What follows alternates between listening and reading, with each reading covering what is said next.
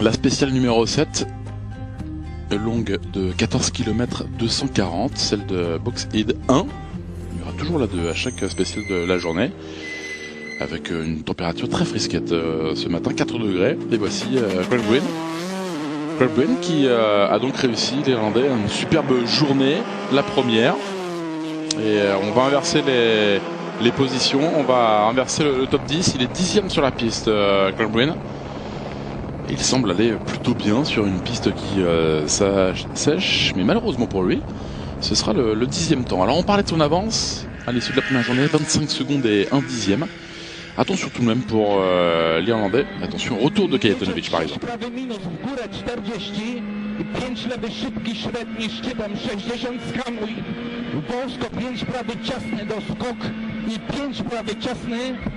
Il va grappiller Kajetanowicz, le champion d'Europe en titre, 4e temps de cette 7e spéciale, mais surtout il grappille 7 secondes 3 à Craig Breen. Et ça c'est très important pour lui, pour revenir dans la bataille. C'est vrai que ces 25 secondes après la première journée avaient un petit peu assommé tout le monde. Il reste 2e du général et il se rapproche à 17 secondes 9 de Breen. Alastair Fisher, lui aussi va se montrer plus rapide que le leader de ce rallye d'Irlande du Nord. Il va perdre 1 dixième sur Kajetanowicz. Vous l'aurez compris, il va être 7 secondes 2 plus rapide que Breen. Beau travail pour lui. Alastair Fisher qui est 3e au général, 2 secondes 6 derrière Kaito. Le pilote de la Skoda Fabia, le voici, c'est Martin McCormack, le Britannique, 4e au général. Et une superbe spéciale emmenée par Martin McCormack. On voit Elfyn Evans également, qu'on voit de retour en Rallye 2 après son abandon en ERC hier. Mais attention, Craig Breen, on le retrouve avec des choix de pneumatiques soft. Il n'est pas forcément très à l'aise en cette matinée. Il va perdre encore du temps, l'Irlandais, sur Kaito et sur Fisher. Rester en tête, bien sûr, on parlait des 18 secondes ou presque d'avance sur son dauphin. Il va conserver une avance, mais perdre encore du temps. Il va devoir se réveiller, surtout Craig Breen qui assure trop, ou presque, sur la Citroën DS3.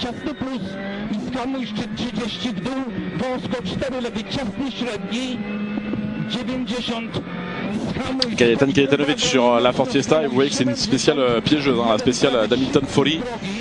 On le sait, longue de 16 km 950, c'est la 8e spéciale et lui, Kajetanowicz, il attaque et il sait qu'avec le forfait de Alexei Lukyanuk, il a une grande carte à jouer. Il se rapproche, le voici à 11 secondes et demie désormais de Craig Breen.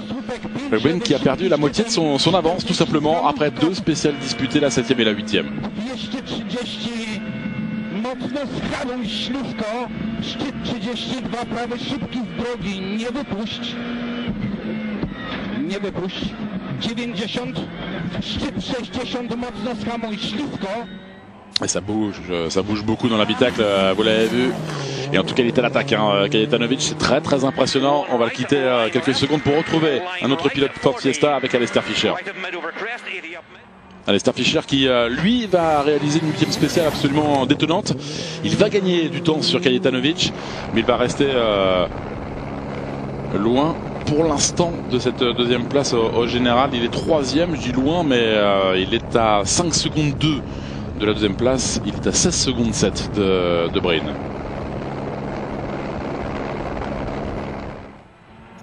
Et puis il y a le Tchèque Jaromír Tarabus sur la Skoda Fabia.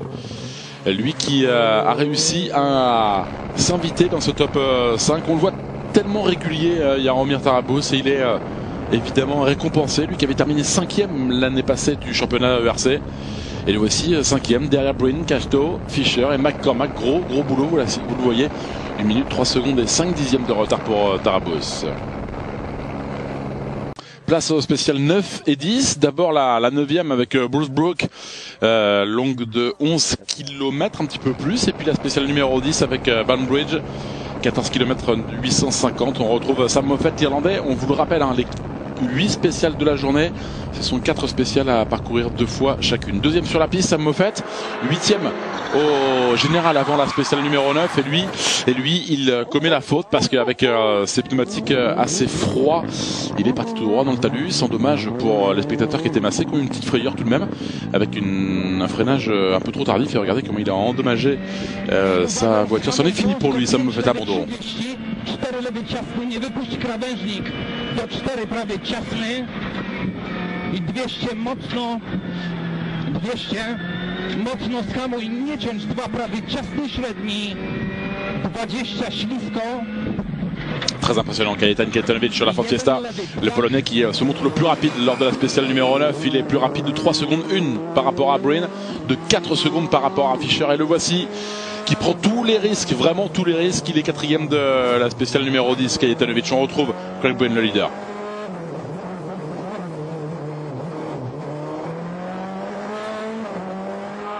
Ouais, troisième temps pour le pilote Citroën DS3, troisième temps dans cette spéciale numéro 9 où il limite les dégâts.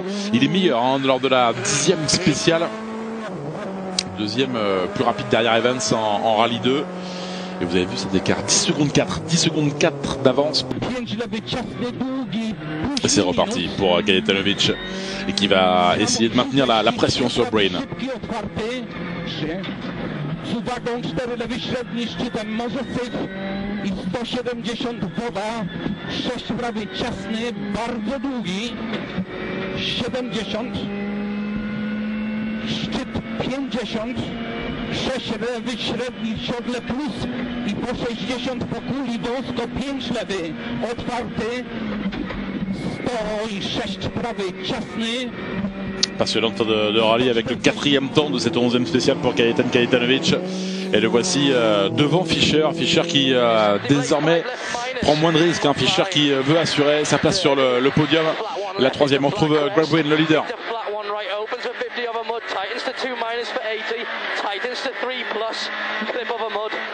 And flat crest, 50, flat 1 left, water inside, mud line into right, tightens to 2 minus, very of a crest, opens half long, 100 going up, stop, right hand crest and very sudden turn, square left minus. Voilà, tout dire, parce que même ces endroits piégeux, vous l'avez vu à la sortie des virages, avec la boue et cette terre, ça va être mieux pour Craig Breen qui est 1 seconde 9 plus rapide que Kajetanowicz. Il reprend du temps, le voici à 12 secondes 3 d'avance pour Breen. Place à la 12e spéciale. On refait Hamilton Folly et c'est donc la pénultième spéciale de la journée de ce rallye d'Irlande. Avec Alastair Fischer, le Britannique, sur la Ford Fiesta.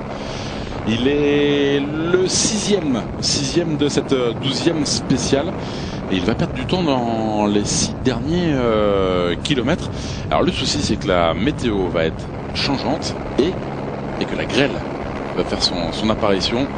Ça va être assez impressionnant pour tous les équipages, pour tous les pilotes, pour les valeureux supporters également, les spectateurs. Oui, la grêle va s'abattre. 3e au général, Alastair Fischer. Kajetan Kajetanowicz avec un temps de 9 minutes 12 secondes 6. Des conditions de plus en plus difficiles pour Kajetanowicz. 2e, toujours à la bagarre sur Breen, le Polonais.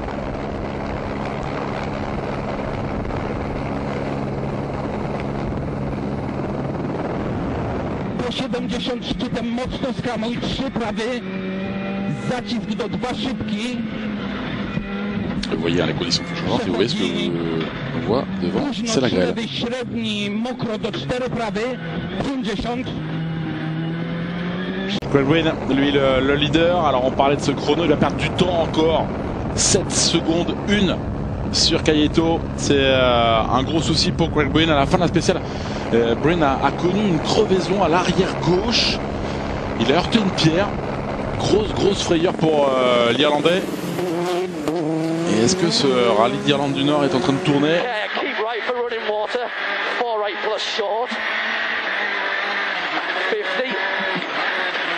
Stop, deceptive, left of a crest, care tightens to 5, tightens the minus slip, 30, flat 1 left water.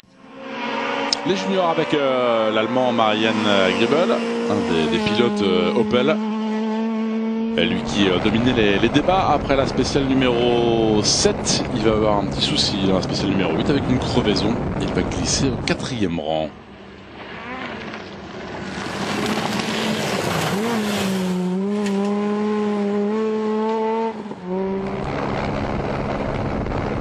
Une autre Opel avec un Polonais, Łukasz Pieniasiak, lui qui attaque vraiment.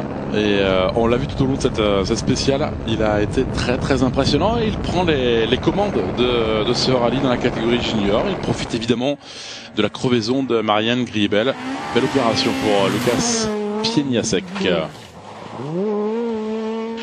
Le pilote de la Peugeot 208, le letton Nikolai Gryazin, lui qui fait la bagarre face à toutes ces Opel.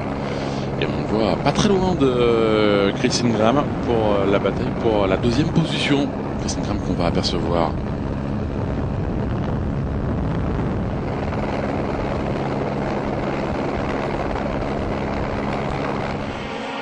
Voici autre pilote Opel qui a passé Gryazin sur la spéciale numéro 10 pour prendre la deuxième place avec incroyable 4 dixièmes d'écart seulement entre Ingram et Gryazin. Voilà sur cette belle bataille. Ingram qui va réussir le premier temps des Opel. Alors un petit halte au parc pour le deuxième tour de la journée. On va refaire ces 4 spéciales comme les grands. Il en est de même pour les juniors. Et retrouver le pilote de la Peugeot 208, Nikolai Gryazin. Encore une superbe spéciale pour lui.